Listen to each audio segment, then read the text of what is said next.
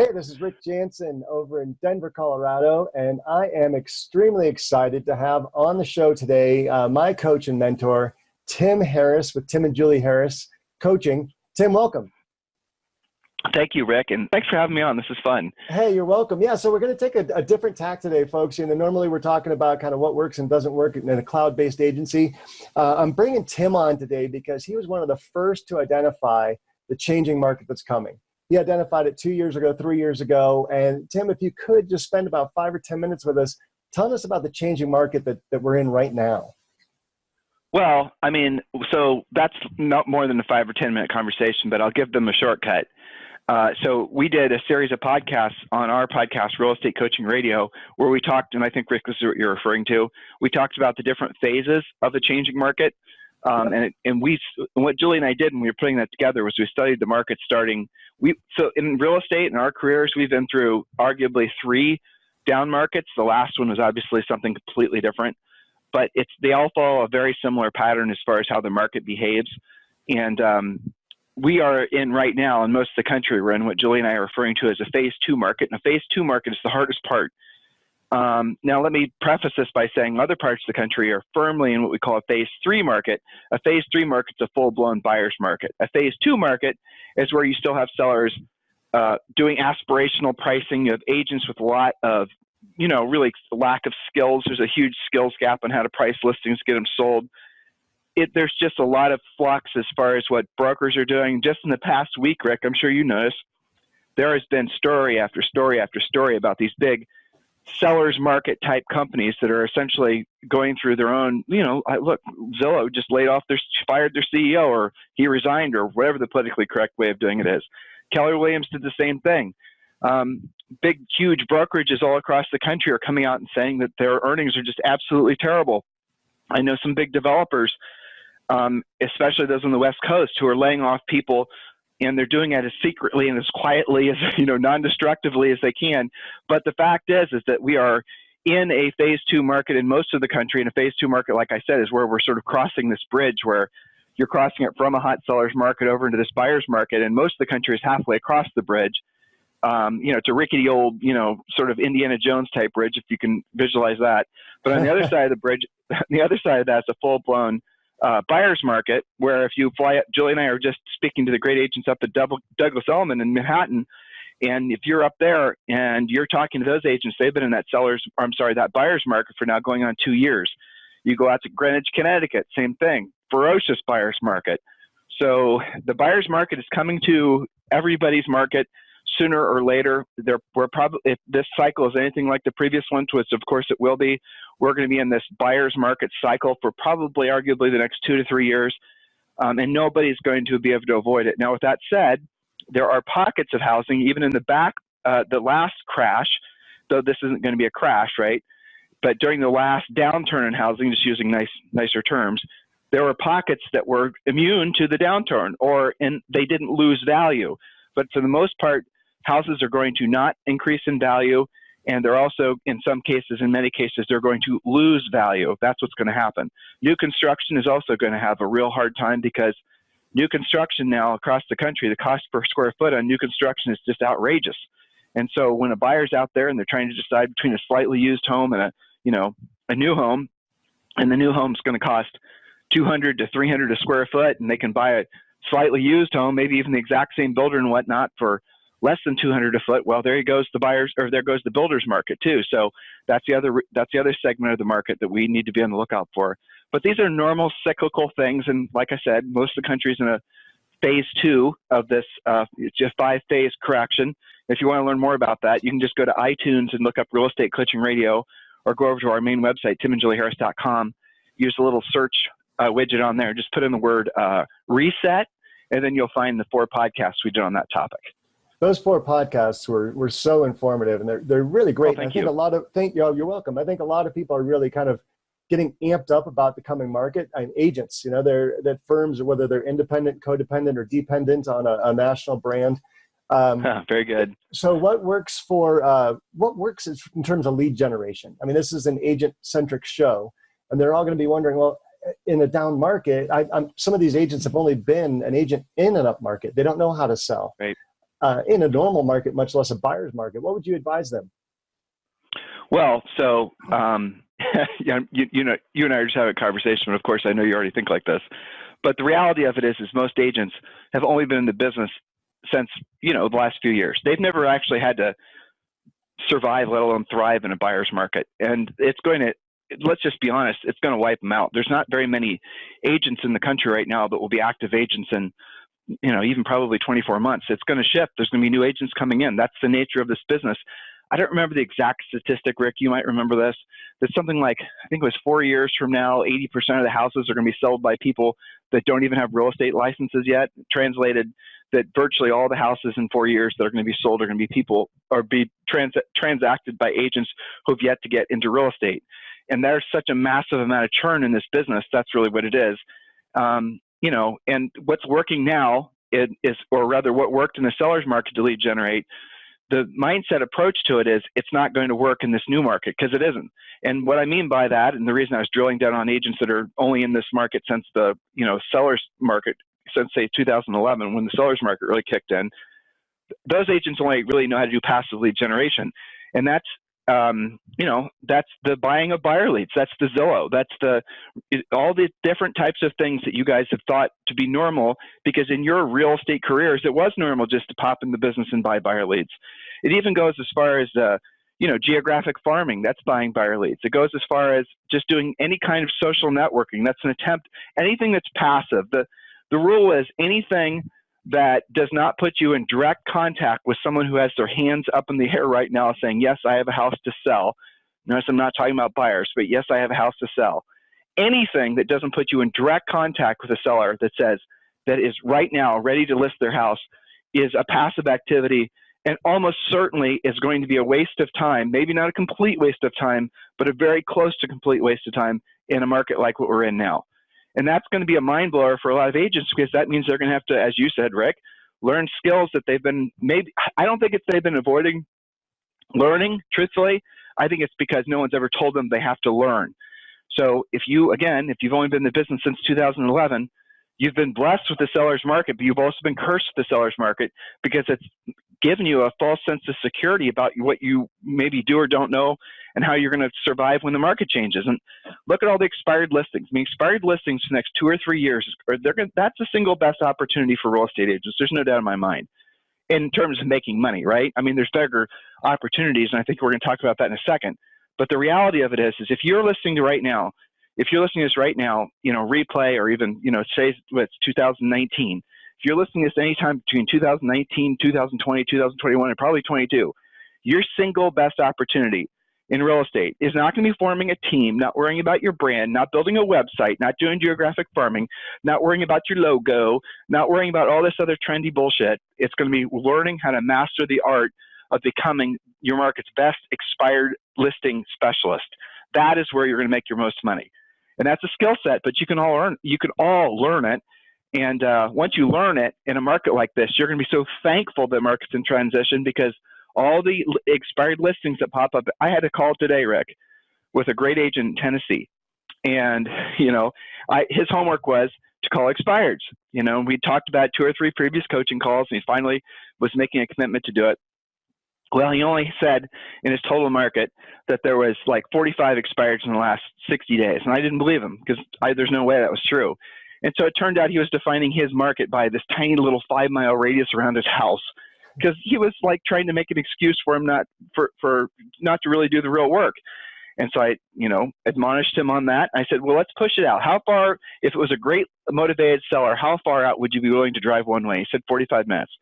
So then we sort of figured out what that area would be in his MLS, and he reset the search parameters for expired listings, and he found out in the last 60 days there were over 800 expireds, not whatever he told me before, which was like 25, 800. So then the conversation goes, well, let's just change our mindset about this, and let's see this as the single best opportunity to help all those people, because that was 800 people, sellers, that probably at least 790 of them absolutely have to sell their houses, are probably going through a massive amount of stress because their house didn't sell. and that's your opportunity to be of service to a lot of people. That's your opportunity to be, frankly, to make a lot of money. So those two things together, that's kind of some magic that doesn't happen very often in any industry, let alone the real estate industry. So learn how to work expireds. Absolutely. That's what I'm telling everybody. When we're on our podcast, when we're doing live events, everybody wants to talk about all the passive lead generation. They love anything that's passive. They love to be seduced by the idea that you could just, throw some emails out or some social networking out, and you're going to have magic leads show up and you're going to drip on them, and eventually they're going to just magically become customers. Well, some of that sometimes works in a seller's market. Most of that never works in a market like this that's in transition. So why bother doing all that in the first place? Why don't you just learn how to go actually after where the real money is going to be and the real opportunity to be of service to other people, which is working with expireds. Does that make sense? Absolutely. And I love, Tim, how you're so practical and tactical. And you just tell people like, hey, do what you don't want to do when you don't want to do it at the highest level, which is usually in this instance calling expireds. Now, yep. when I'm on Facebook and I see, like, I monitor some new agent groups, the two biggest questions that I see asked time and time again, lead generation, and we just covered that. And the second one is, where should I hang my shingle? And I think, for where should I put my license right now? A lot of people are wondering that, like, who's going to best, be the best platform moving forward? How do you give someone advice on that? You've seen every agency under the sun. Yeah, well, I mean, that's really the question that we get a ton on our podcast. The podcast is the nation's #1 daily listened to podcast for real estate agents. We have tens of thousands of listeners, and you're right. That is the big question, and that is the question that everyone needs to be asking themselves, and especially in a market like this, because you're going to have to start paying attention to financially, your finances like never before. Before, brokers, Rick, teams, agents, they could make a lot of mistakes, and it could be covered over by easy cash flow from an easy seller's market. They never had to learn how to price because the market would still absorb the listing because there was such a buyer's demand for it. They could screw up all kinds of things, make all kinds of commission mistakes, and just all kinds of silly spending mistakes on buying buyer leads. But you can't do that in a market like this. No. In a market like this, you have to be super careful where you're spending the money. And the #1 place to start, and obviously a lot of people are thinking like this too, is being very careful about what brokerage you choose. Brokerage franchise models, for the most part, in my opinion, are extinct. I don't think there's going to be much of a market for the traditional franchise model. Now, there are some exceptions, and I'm going to tell you this is what I really think. If you're selling in downtown Manhattan on the Upper East Side, and you're selling multi-million-dollar properties, if you're not with Douglas Elliman, you're probably making a mistake. There's 3 dominant brokers in that particular marketplace, and I promise you those sellers are going to expect you to be with one of those 3 dominant brokers, straight up. So, but that's you're talking about the 1% of the 1%. And there's other markets like that too, out in California and maybe down in Florida. But most agents in the country, they do an occasional high-end deal, once in a while.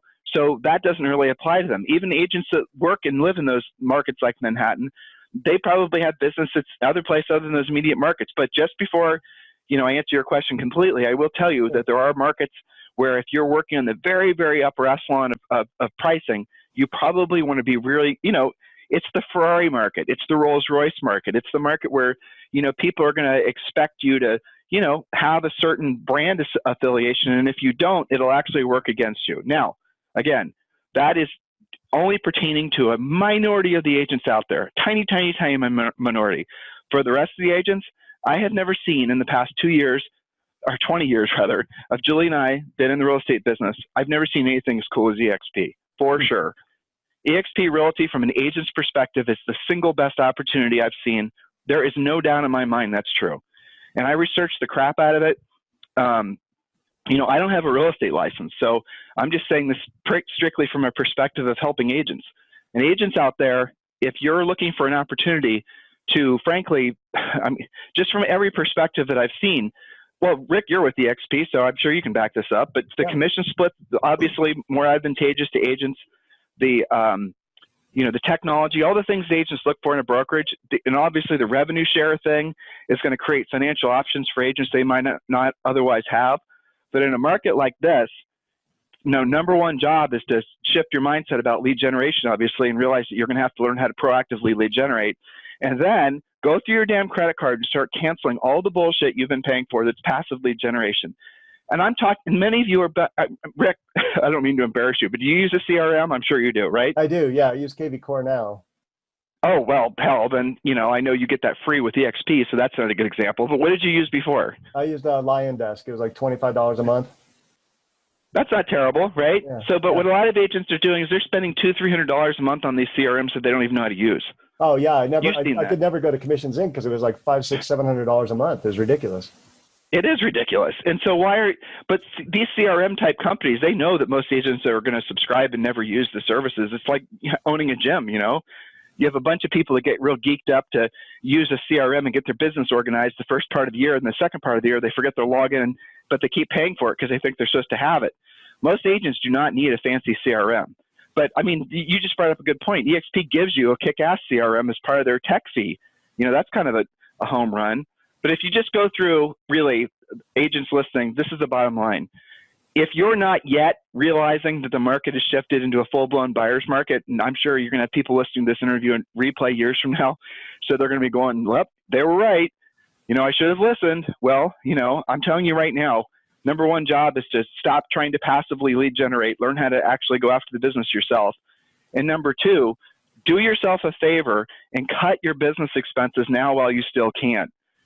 Don't be one of these agents that call us after the wheels have come off the wagon in your market and telling me you have a big damn team with all these billboards and moving trucks and all this other crap and crying to me about how you burned all your money after you've listened to Rick's interview here today, because it'll be your fault at that point. And that's what happens in every market cycle. In every market cycle, agents blow all their profit. And then towards the end of the market cycle, they realize they have no money saved. And, that's the reason that when you go through a market like this, the agents that were the top producers, coming out of the seller's market are not generally speaking the agents that are the top producers as we enter in the new cycle, because they don't make the transition. Does that make sense? It totally makes sense. And for the passive agents out there, if you don't want to go through your bank statement, just call your credit card company and say, I lost my card, I need a new one. They'll give you a new number, and everybody who's auto billing you will all of a sudden start calling you and emailing you, where's my payment? You can quickly and easily find out all the places you're draining money. Well, just go, but you can do it that way too, but that actually might hurt you. That could actually hurt you credit-wise. Oh, no, I didn't say close it. I just say lost it. So, yeah, that's true. Well, but just log in and just look and just go through. Well, you know what, agents, you already know that you're doing, you're buying leads. Just stop buying leads from Zillow. We need to start a 12-step program. Stop buying buyer leads. Buyer leads are the easiest thing to generate. They're so simple. All you got to take is one listing and put like a 800homehotline.com sign writer on it, and you have to beat the buyers off with a stick. Stop buying buyer leads. It is insanity. And for those of you who are new in the market, only since the seller's market started in like 2011, this might be the first time someone's been this clear with you. But intuitively, I know you already know it. Stop doing it. It doesn't make any sense. Hey, Tim, they're not going to be able to get everything from you in this short little call. Would it be okay to offer people a free coaching call and just say, hey, if they want to like get on the phone with somebody with your organization or with you, just like a half hour or something, could they do that? Okay. So if they want to learn more about EXP, visit topcloudagents.com. That's topcloudagents.com for an explanation of the EXP opportunity.